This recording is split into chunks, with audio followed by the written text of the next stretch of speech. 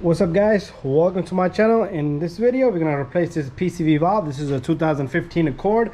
2013, 14, 15, 16, 17 is the same thing.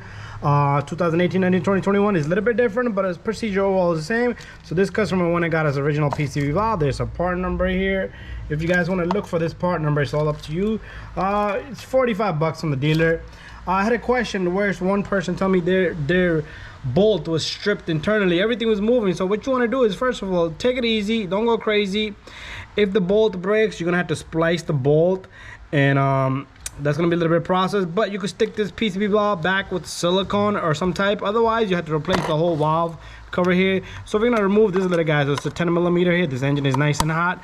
You see how it budged? So over time, if you got a Honda, just try to remove your PCV bolt every often. A lot of people don't do it for like 100,000 miles. Before you know it, this baby is seized in. This bolt does not want to come out, and once that occurs, too bad, too late. Anyways,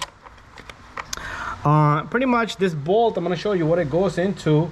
Let me put this to the side. So the PCV valve, you're going to remove the PCV valve. You're going to twist and turn, and this PCV valve should just come right off, just like that. You shouldn't have a lot of difficulty taking this off.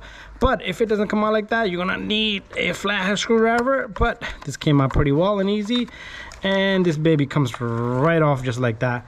So here's a new one.